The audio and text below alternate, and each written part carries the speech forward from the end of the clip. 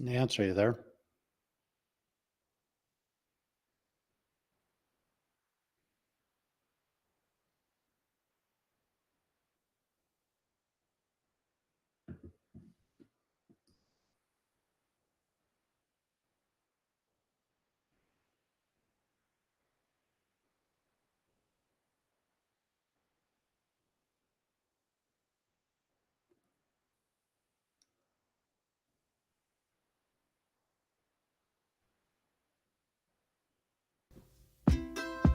Real Foundations is a professional services firm focused on helping companies that develop, own, operate, or invest in real estate make smarter, more profitable decisions. From the building itself to the way it's developed, operated, and capitalized, no firm understands the inner workings of the entire real estate ecosystem as well as Real Foundations. We make real estate run better.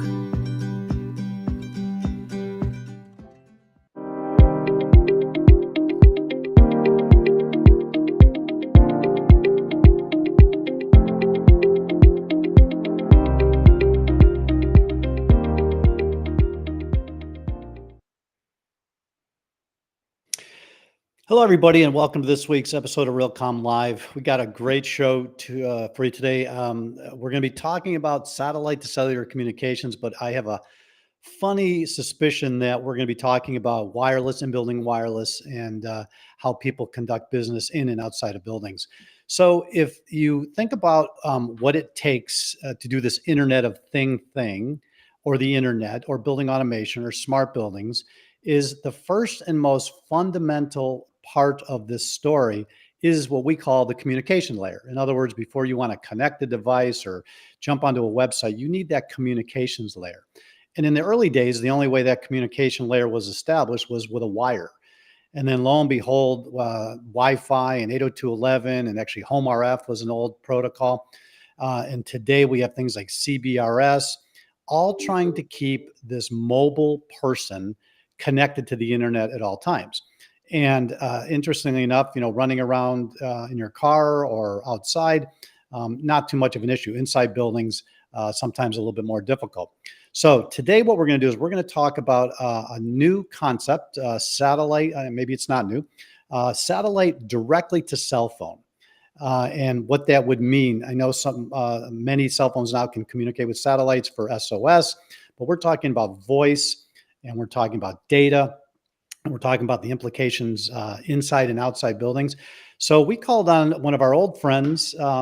He's not old, but he's been a friend for a while. Rich Berliner, CEO of Digital Locations, who is Mr. Wireless. He knows so much about this topic. So why don't we bring Rich on and get this conversation started? And you're in for a treat because this guy knows a lot about this topic. Rich, how are you? I'm good. Thanks, Jim, and appreciate very much you having me on the show. I didn't mean to call you old. You're not old. No. I've been around a long time, though. I have to tell you, I got to take that with me. And I was there at the dawn of cellular. So that's how far back I go. I had the brick. I had the brick in my car, with the big box in the trunk. And I was One on the day we have 405. to compare. I have a cell phone museum of Do you old really? cell phones from back in the day, including Blackberries and God knows what. But the brick was sort of the beginnings of it. As Well, a matter of fact, I was going to say on the show today, I ran into Marty Cooper, who is considered the father of cell phones, at an event about 3 months ago. Marty is like in his 90s, and he's still all there and a fascinating guy. He was working at Motorola and invented the cell phone. So wherever you are today, Marty, I tip my hat. And we can't forget those people that, that got it. We take it so for granted. Oh yeah, my cell phone, it's not working. I only got 4 bars. We forget how much time, energy, and intellect has gone into this freedom of being able to run around anywhere in the world and be on a cell phone. Yeah. My brick story was I was on the 405 freeway Friday afternoon, leaving Los Angeles, heading towards Newport, and it was 12 lanes of traffic, 6 on each side. And it was easily a 3-hour drive. And I said, this is such a waste of time. So I got home and I calculated all the hours I'm spending in my car. And I convinced my boss to buy me the first ever brick cell phone, right? It was like $1,800 a month. It was some ridiculous. And he goes, Jim, how can you justify this? I said, well, I could be on calls, making sales calls and doing business instead of, listening to the radio and being aggravated. And so I bought that, put the brick in. And then my other favorite story is I was so bored one day coming home on that same drive that I was playing music in the keypad because I don't know if you remember it, but it made noises when you Yeah. hit the keypad. Yeah. Yeah, absolutely.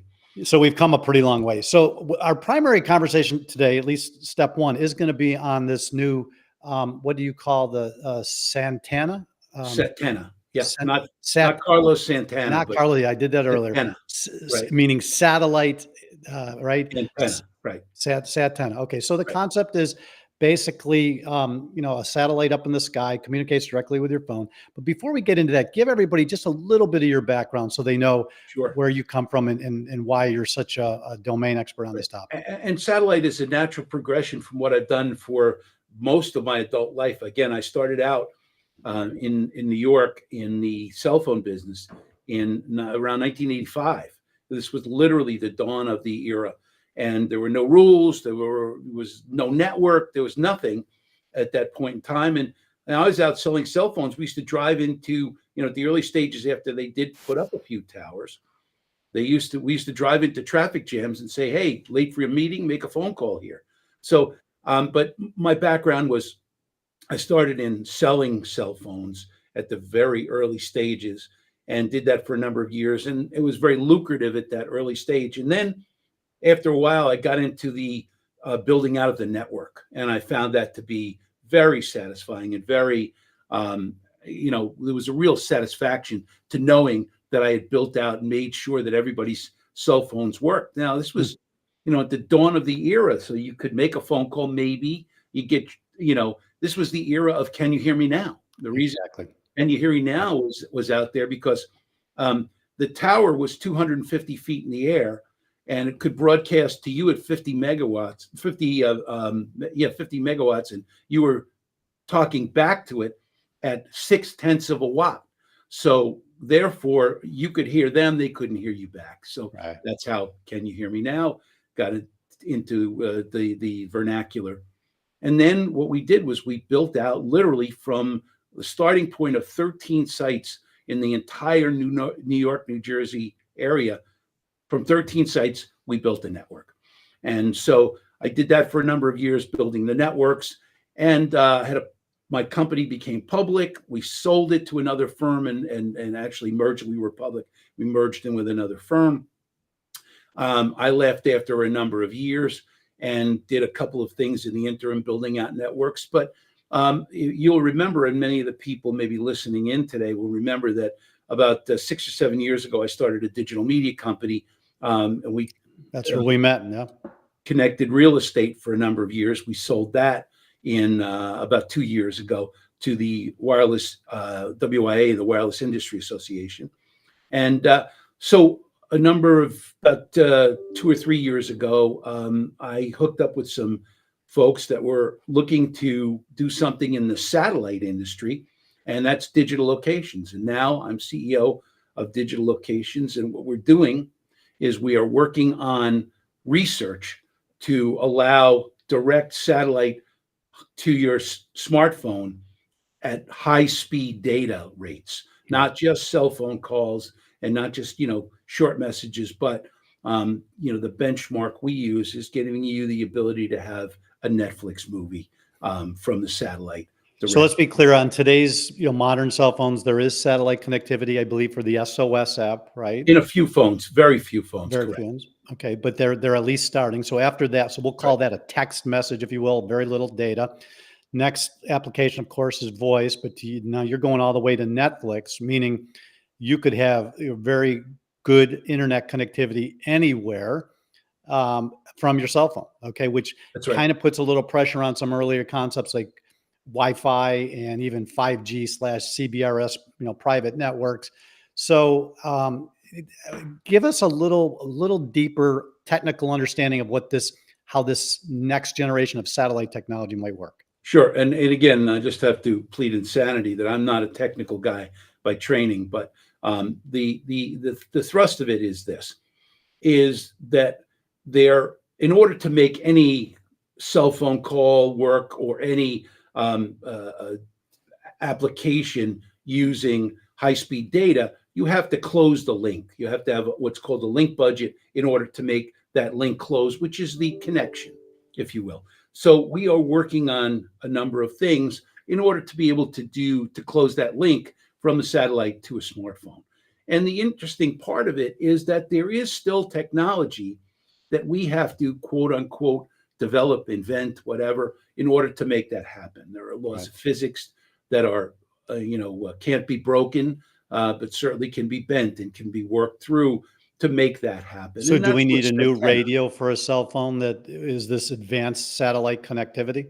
Yeah, and so our part of this with Satenna is we're working on the device only side. So we're not modifying anything going on with the satellite. We're simply working on the technology that it takes at your smartphone in order to make this work and close the link. And so that's the development phase. So we've been very, very blessed to have worked with, and I did talk to a number of universities, and we chose to work with FIU in Miami, which has a really interesting program going on.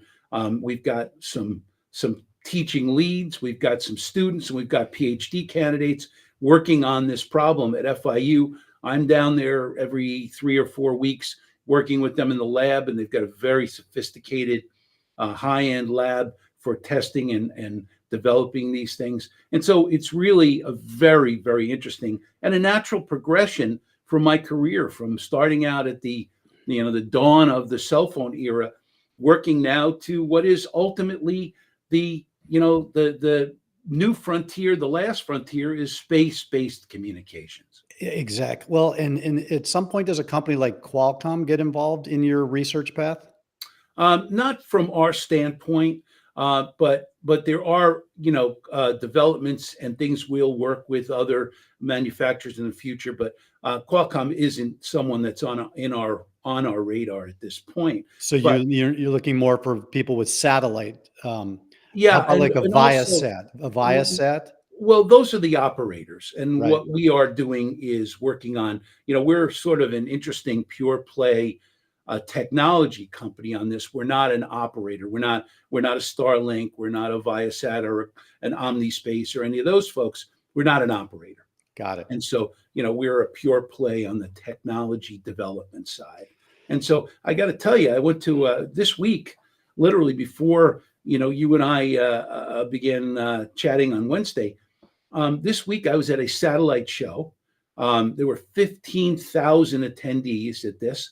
And I have to tell you, it is really an interesting thing in this day and age, and a little bit scary to see soldiers walking around, guys in uniform that says Space Command and Space Force on their uniforms.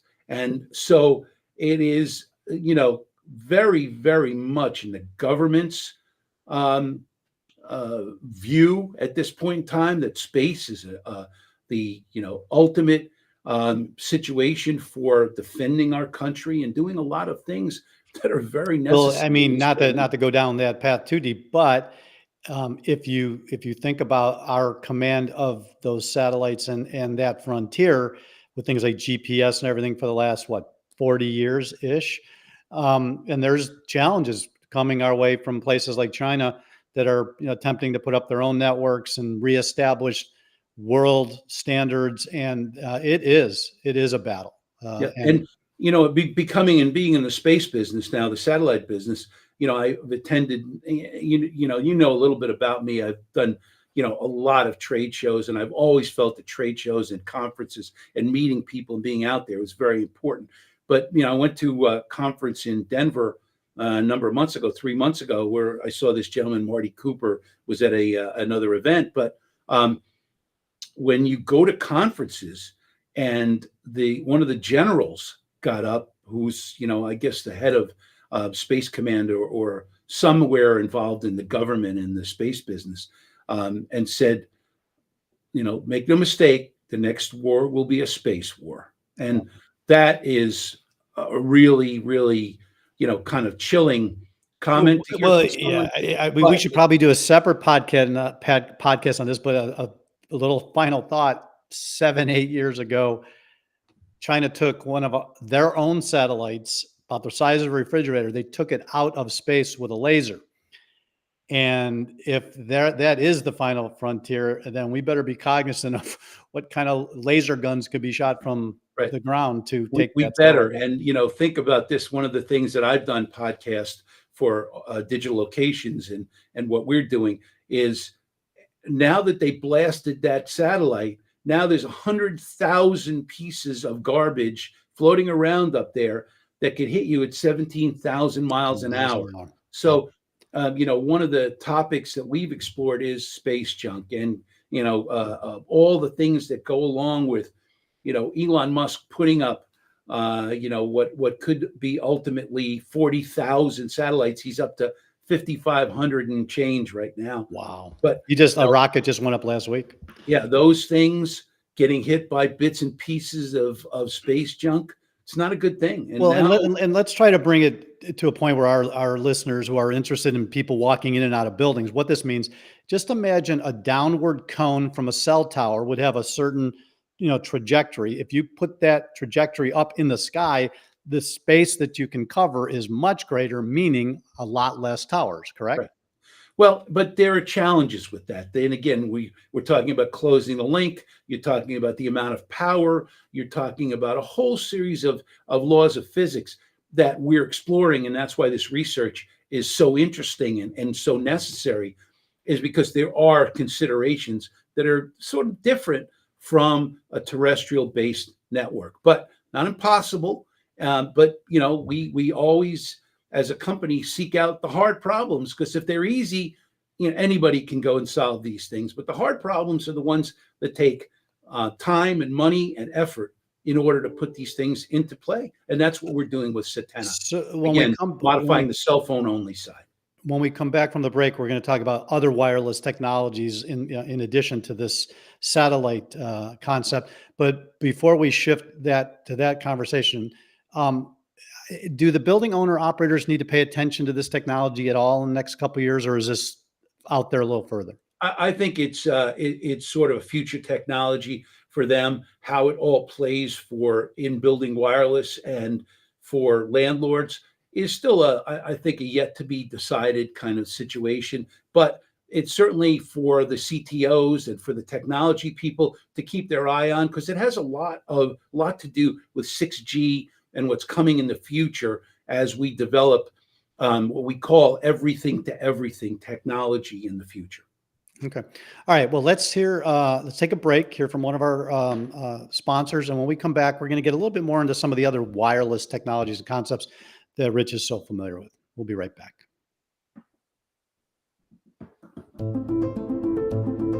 The wireless industry is changing fast, and Halo is leading the way as the new intelligent, cutting-edge leader in neutral host infrastructure.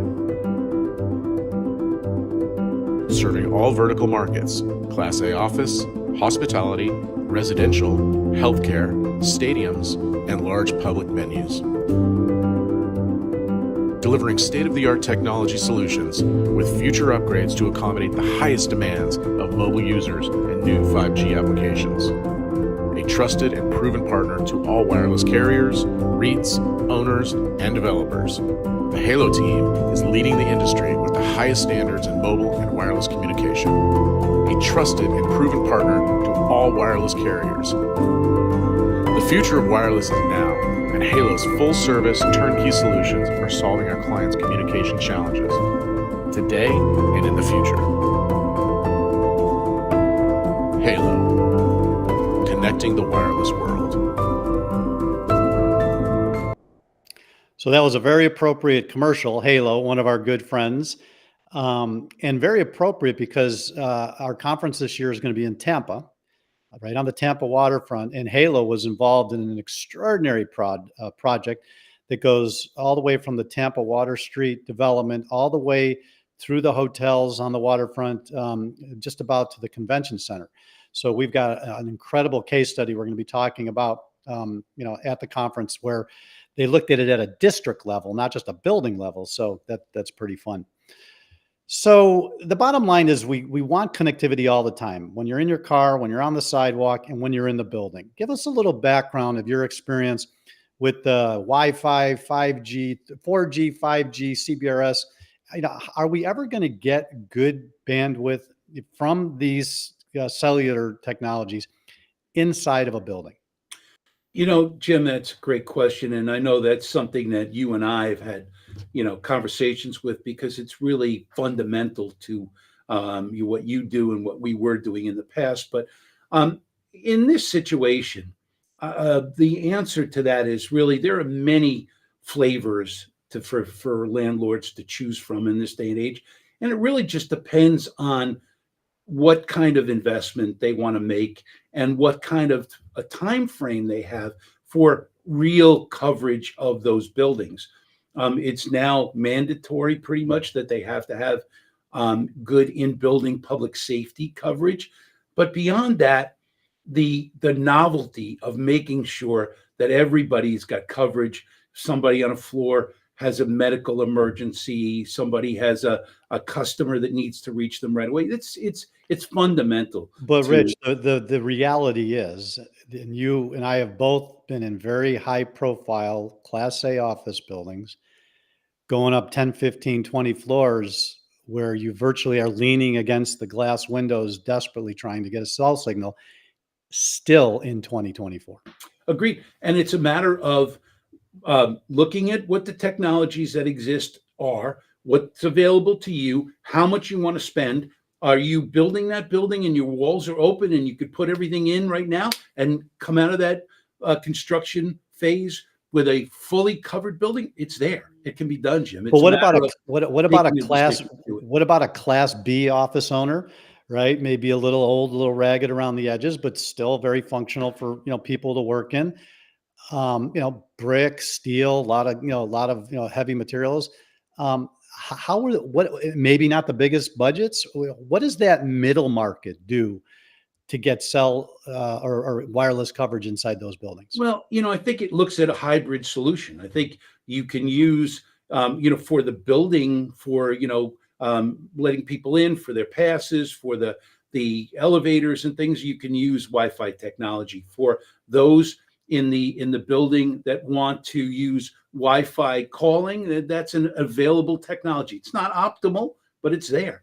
But Right. then having cellular booster coverage in the form of a DAS, it's there. Having CBRS or a private network that the carrier cuts off a little frequency and allows you to use, it's there. Just depends on how much money you want to spend. How does your CTO fit in with this? How does your CIO feel about how can it be hacked? All of those things go into it, Jim. But none of these are technologies that have to be invented in order Right. for that They're there. landlord to cover that building. It just means that they have to pick a point in time, pick an amount of money they can afford to spend, or find the best deal that they can, where there are opportunities where it costs you nothing, but it either gets fit into the CAM charge or it gets paid out on a monthly basis. So again, we have clients I believe we're in a wireless transition right now. Okay. Every technology, we went from online services like CompuServe and AOL to the internet, right? That was a big shift. We went from people being sitting at their desk, with computers to being able to go out with cell phones, right? And those are all big shifts. I kind of get a feeling that we're in that phase with the wireless world right now, maybe 2, 3 years into a 7 to 10 year, shift. But if you had a 20-story Class B office building in a major metro area and you wanted to get cell coverage to every single one of those 20 floors, do you go DAS or do you go CBRS? That's a good question, and the answer is, do you prefer strawberries or cantaloupe?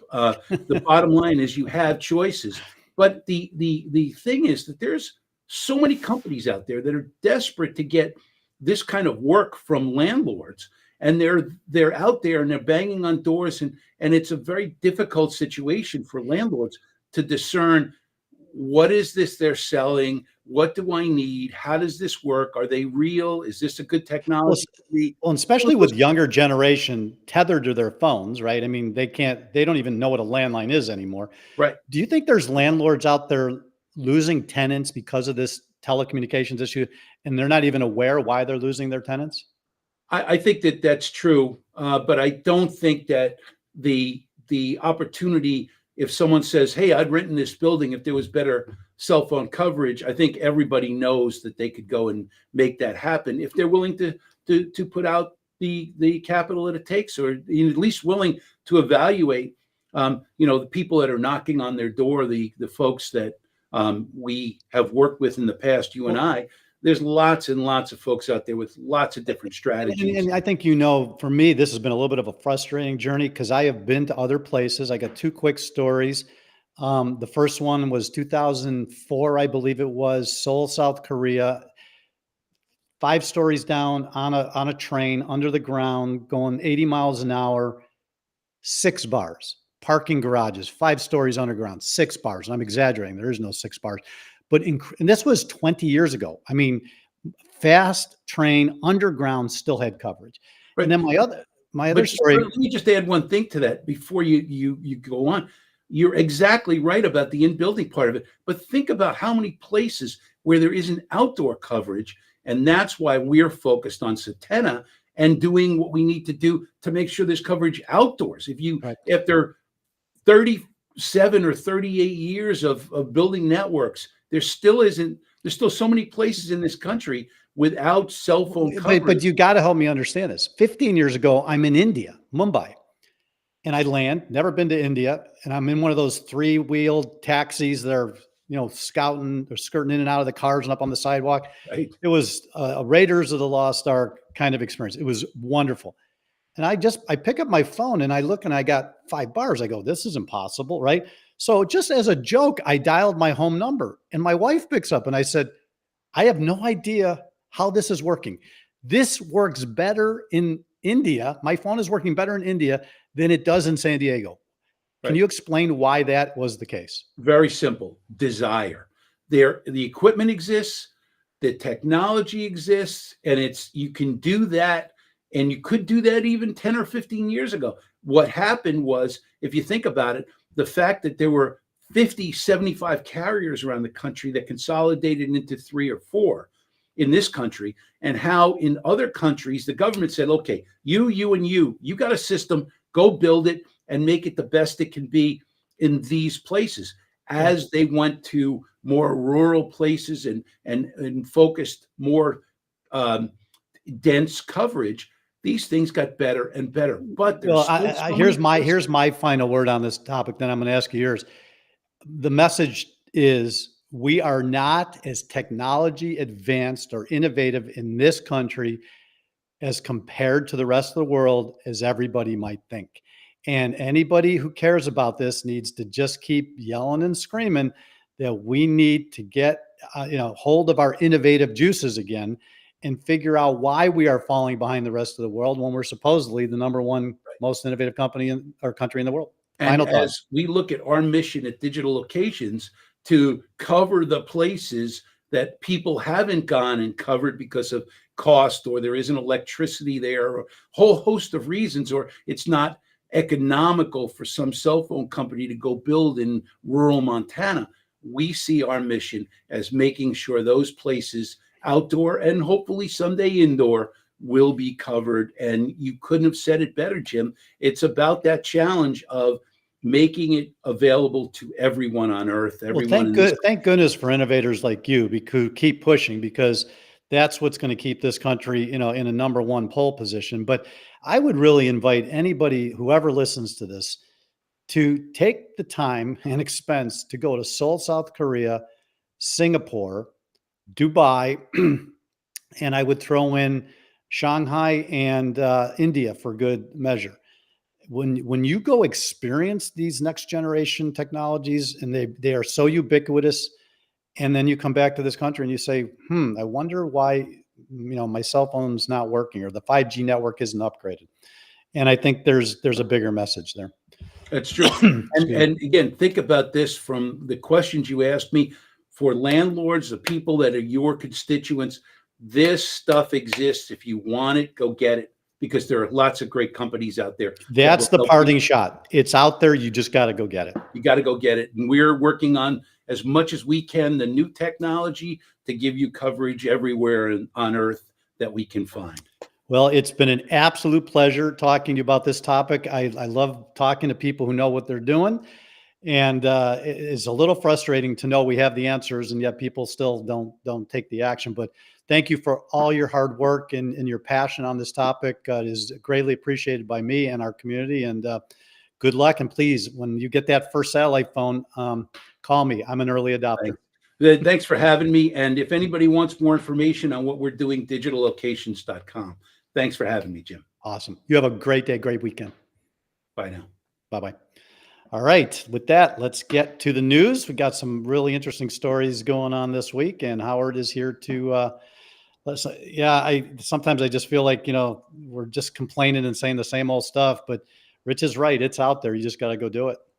Yeah, no, he was. That was a great talk. It's good to remind ourselves of what's going on out there and who's pushing the envelope. Yeah, I still, after all years doing this, we talk a lot about all these technologies and innovations, but I wonder, why is the complacency? What's holding us back from, a medium-sized building owner, making an investment in a DAS or taking a risk on a CBRS network and trying to figure it out?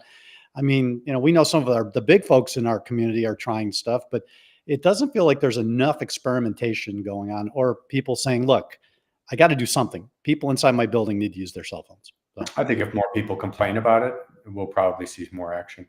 yeah, but it is 2024, Howard. We have been having the conversation for 20 years. Oh, believe me, I know. Let me get out of here and you can get to the news. Thanks, Jim. And thank you, Rich. It was really great having you today. There was some great insights on a topic, as Jim said, is near and dear to our hearts. So moving on to the news, I'm going to highlight a few stories from our weekly briefing that goes out every Thursday morning. So first one, Apple's under legal fire again. As Rich mentioned, the Justice Department, backed by 16 state attorney generals, filed a lawsuit against Apple alleging antitrust violations. And they're taking them to task for what they claim are monopoly tactics, primarily concerning the iPhone. So they argue that Apple's not playing fair, that it's bullying its competition with restrictive policies and high fees, leading to poorer services for users and fewer choices. So what does this mean to us? Well, it's all about control over the smartphones. And the lawsuit suggests Apple's making it tough for rival apps and services to get a foothold, which might mean we miss out on potentially better or cheaper options. Apple, on the other hand, insists it's all about innovation and user experience, and they're ready to fight these claims in court. The legal battles could be a game changer, and we're going to be keeping an eye on this. Next, from this week's technology partner, Carden, comes an article entitled Navigating the Evolving Terrain of Commercial Real Estate with Strategic Analytics and Reporting. From Vince Rohr, VP Development and Technology. So COVID and the tectonic shift to hybrid work environments fundamentally changed the game. Property managers and owners now need more than just a prime location to succeed. They're focusing on creating reimagined workspaces with the right amenities and flexible design for tenants who want less space but more perks. And the challenges don't stop just there.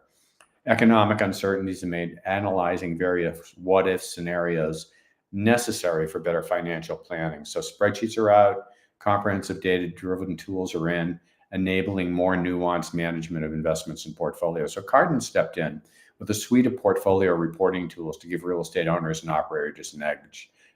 Focused on areas like strategic lease management and financial insights, they've included some new reporting features like detailed lease expiration reports and multi-year overviews. So Carden continues to help clients with a clearer picture of long-term financial health and data to make proactive strategy adjustments. So thank you, Carden.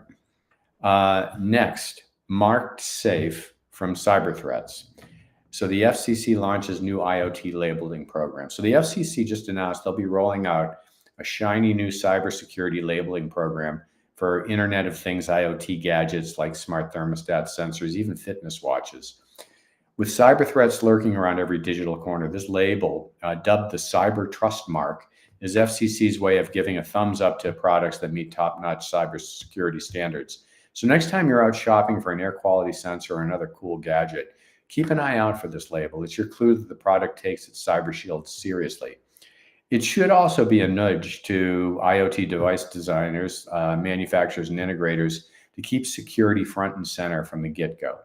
But that's not all. The FCC is also peeking into devices' backgrounds, making sure they're not secretly chummy with high-risk countries. And if they pass the test, they get to sport the label. If not, no dice. It's voluntary for now, but this could be the new normal, especially starting with consumer tech. And then finally, on the darker side, it's no secret, our water systems are facing cyber threats. The Biden administration sounding the alarm for states to check the locks on their cyber doors, especially at water utilities. Why? Well, it turns out some hackers, especially those with ties to China and Iran, have been taking a crack at them. And the White House and EPA sounded the alarm to all U.S. governors, basically saying, let's get our act together before something bad happens. Environmental health and Homeland Security working together on how to best quickly shield our water from these cyber threats. Even the EPA's putting together a cyber SWAT team for water. And in many cases, as you all know, just simple cyber hygiene, like changing the passwords on control systems and updating software, could possibly be the difference between safe drinking and a full-blown water crisis. So I reiterate, we all need to get our cyber acts together and lock our systems and these water systems and all other critical infrastructure down before trouble hits. So those are just a few of this week's highlighted articles, and I wish you all a great weekend. Back to you, Jim. All right. So I don't know which article, I mean, all of these hit the bullseye on the dartboard. I have mixed emotions about the Apple antitrust. Nobody hates monopolies more than me, but when you look at global competition, hindering Apple's ability to compete globally, I mean, I kind of think I like letting them go and be as powerful as they are, because I agree. yeah. They're So doing a great job. Yeah. yeah, I mean, you look on the other side, Huawei in China, from cell phone to tower, complete control of the ecosystem. I mean, that's a little bit of a competitive advantage. So be interesting to see how this one falls out. The other one that caught my attention was actually two of them, was the OT. Thank goodness that we're starting to get somebody paying attention to the danger in OT devices. I was surprised to hear that one. Yeah. I was And it'll very probably pleasant. roll out a little clunky, but at least they're heading in the right direction. And then that last one, the water, the grid and water systems are two Achilles heel. And if we don't secure those, there's a problem. So We've known it for a long time. yeah. I'm waiting for a read that we've actively mobilized forces in a very focused way. There's a pretty good chance cybersecurity is going to make the general session stage this year. And it did a little bit last year, but it's becoming something that nobody can avoid anymore, although a lot of people still are. But I think we're going to continue to elevate it, especially with the AI overlay into cyber and everything that it can enhance it. It's getting pretty darn sophisticated and pretty scary. So we just want to arm everybody with the right information. We are in a cyber warfare State of cyber warfare right Absolutely. now. And I don't think we can flog this topic too much. No. We keep driving it. Absolutely. All right. Well, thank you. You have a great weekend, and we'll see you next week. Thanks, Jim. Thanks, everybody. Be well.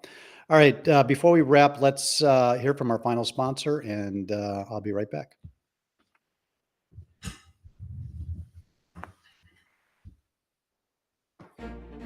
Confidence is at the heart of everything we do at Carrier. Our systems fill buildings and homes with healthy, clean air. We detect and put out fires and help people stay safe and secure inside. Our innovations keep foods and life-saving medicines cold and fresh until they reach those who need them. At Carrier, we create solutions to help you build a brighter future. Inspiring confidence. Carrier. All right. So thanks to everybody for today's podcast. Thanks to Rich, the in-building wireless conversation, satellite in-building, wireless in general, a huge topic. Rich, certainly an expert there. Thanks to our sponsors. And of course, thanks to the Realcomm team behind the scenes. Next week, we're going to shift gears a little bit, and we are going to go to the immersive experience inside office. Howard mentioned one of the articles was talking about what is it going to take to get people back into offices to do that hour commute. Well, it's got to be a better experience than it is at home. Just like back in the 70s and 80s, you went in the office because that's where the conference room was, that's where your file cabinets were, and that's where that $100,000 photocopier was. And so now what we are seeing is we need new ways to collaborate, more immersive, more experiential. And I think you're really going to like our guests. We're going to have a couple senior level executives from Art, and they're going to be talking about holoportation, bringing people in three-dimensionally into offices to create a new kind of experience. And we have a little experience with this. We teleported somebody at Realcomm in 2001 from London, England, into our exhibit hall, hall in Dallas, Texas. We teleported somebody three-dimensionally, and it blew everybody away. And I think this might be a little sneak peek of what you're going to see at the conference this year. So next week, don't miss it. Holoportation, three-dimensional immersive experiences. Looking forward to that conversation. You all have a great day. Be well, and we will see you next week on Realcomm Live.